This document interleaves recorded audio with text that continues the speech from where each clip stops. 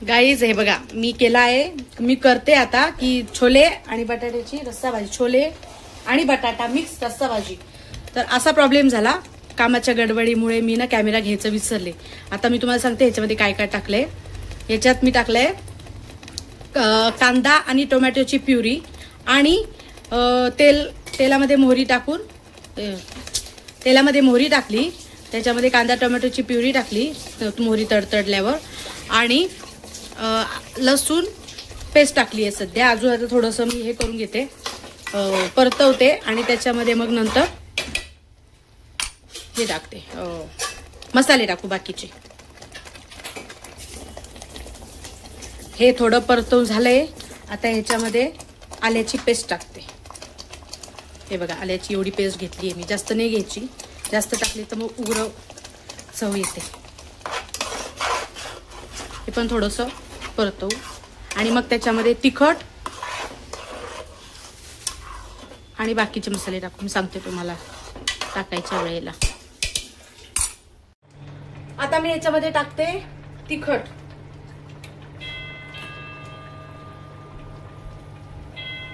आमच्याकडे तिखट जास्त लागतं, तुम्हाला मी आधी सुद्धा सांगितले, त्याच्यामुळे मी तिखट जास्त टाकते.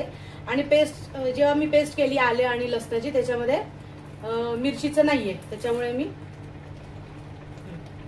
आज जरा थोडंसं टाकलंय. ह्याच्यापेक्षा जास्त असतं आमच्याकडे तिखट. पण आज आमच्या मावशी आणि काका येणार आहे, त्यांना जास्त तिखट खायची सवय नाही, त्याच्यामुळे मी तिखट थोडं दरवेळेसपेक्षा कमी टाकले. तुमच्याप्रमाणे तुम्ही पण टाकू शकता, तुम्हाला पाहिजे तेवढं तिखट. आता याच्यात तिखट टाकल्यावर थोडंसं परतवते. हे परतवून झालंय. आता याच्यामध्ये मी तुम्हाला सांगते किचन किंग मसाला टाकायचा एव्हरेस्टचा, याच्याने टेस्ट खूप छान येते. याच्यामध्ये छोले मसाला टाकू नका, कारण छोले मसाले याच्यामध्ये हे असल्यामुळे टोमॅटोची प्युरी असल्यामुळे ते ऑलरेडी आंबट असणार आहे, त्याच्यामुळे छोले मसाला पण आंबट असतो, त्याच्यामुळे मी छोले मसाला टाकत नाही. त्याच्याऐवजी किचन किंग मसाला टाकते, त्याच्याने चव खूप सुंदर येते. परत परतवायचं थोडंसं. बस याच्यामध्ये बाकी मी काही टाकणार नाहीये जास्त मसाले, त्याच्याने उघड चव येते आणि ते बिघडून जातं.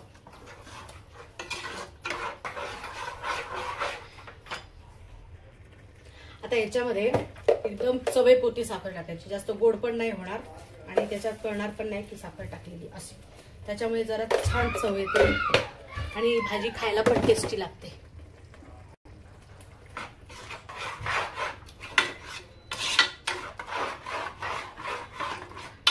तो जास्त जो आंबटपणा जो येतो टोमॅटो तो पण थोडा कमी होतो, टेस्ट पण मस्त येते. झालं. आता मी हे परतून झालेलं आहे. आता याच्यामध्ये मी टाकते बटाटे.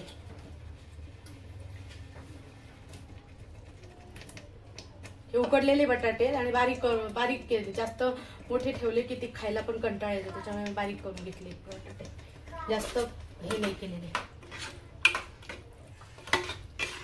आता हे मिक्स करायचे आणि याच्यामध्ये छोले टाकायचे.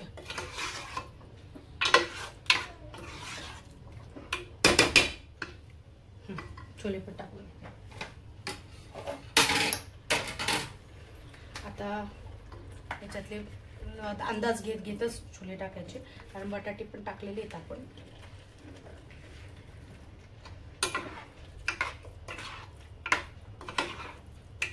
जर मी हे सगळे उकडून ठेवले मीठ टाकून, जर गरज पडली भाजी कमी पडत असेल तर वरून परत टाकायचे, थोडी भाजीला उकळी आणायची, थोडं पाणी टाकायचं. जर असेल टोमॅटो आणि कांद्याची प्युरी तयार तर ती टाकायची. अजून थोडंसं टाकते मी आणि हे करून घ्यायचं, परतवून घ्यायचं, थोडंसं उकळी येऊन द्यायची आणि मग ते थोडं वाढतं कमी झालं तर. झालं. त्याच्यामध्ये मी पाणी टाकते, त्याच्यामध्ये तेच टोमॅटोच्या ग्रेव्हीचं पाणी होतं, ग्रेव्ही होती त्याच्यातच पाणी घेतलं.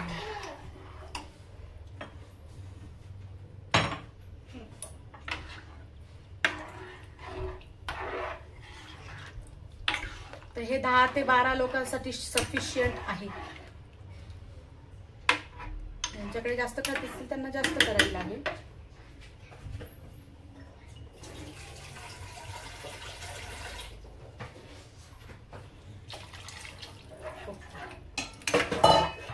आता याच्यामध्ये मीठ टाकायचं.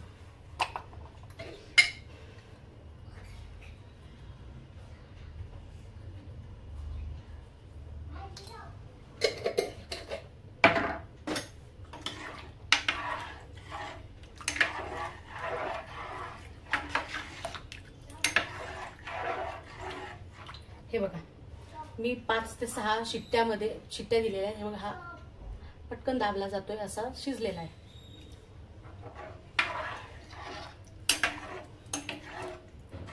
थोडी चव घेऊन बघते. चव अतिशय उत्तम आलेली आहे. तुम्ही पण घरी करून बघा. मला असं वाटतंय हे पुरेल. आता जर नाही पुरलं तर मी तुम्हाला सांगितली ती आयडिया पण करायची. जर कोणाला लागत असेल तर थोडंसं स्मॅश करायचं, जर ज्यांना आवडत असेल त्यांना. नसेल लागत तर मग तसंच खायचं, काही प्रॉब्लेम नाही. आता मी तुम्हाला दाखवणार आहे याच्यानंतर मी करणार आहे पुलाव नाही म्हणते ना, हा पुलावच पण कमीत कमी सामानामध्ये मी तुम्हाला दाखवते मी कसं करते. हे बघा आता माझ्या भाजीला उकळी आलेली आहे. या ठिकाणी आपली भाजी झालेली आहे. ह्याच्यावर टाकायचं कोथिंबीर आणि जेवायला वाढायचं.